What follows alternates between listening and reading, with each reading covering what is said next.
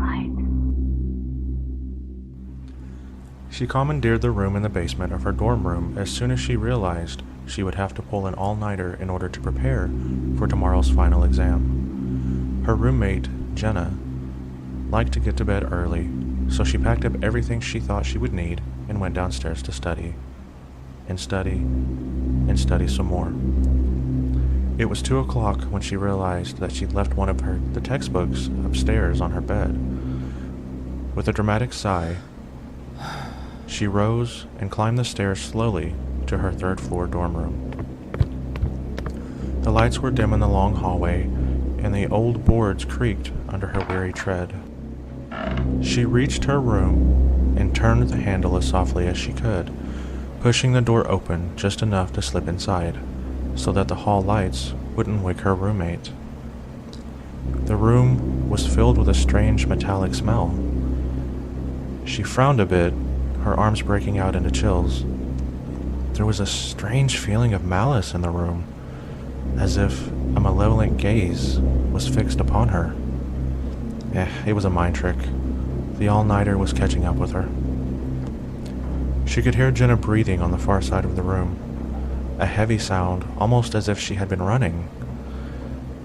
Jenna must have picked up a cold during the last tense week before finals. She crept along the wall until she reached her bed, groping among the covers for the stray history textbook. In the silence, she could hear a steady drip, drip, drip sound. She sighed silently. Facilities would have to come fix the sink in the bathroom again. Her fingers closed on the textbook. She picked it up softly and withdrew from the room as silently as she could. Relieved to be out of the room, she hurried back downstairs, collapsed into an overstuffed chair, and studied until 6 o'clock. She finally decided that enough was enough. If she slipped upstairs now, she could get a couple hours sleep before her 9 o'clock exam. The first of the sun's rays were beaming through the windows as she slowly slid the door open, hoping not to awaken Jenna.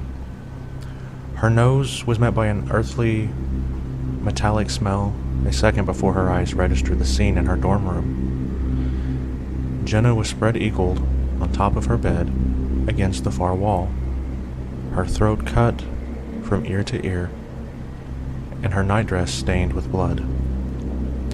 2 drops of blood fell from the saturated blanket with a drip, drip noise that sounded like a leaky faucet. Scream after scream poured from her mouth, but she couldn't stop herself any more than she could cease wringing her hands.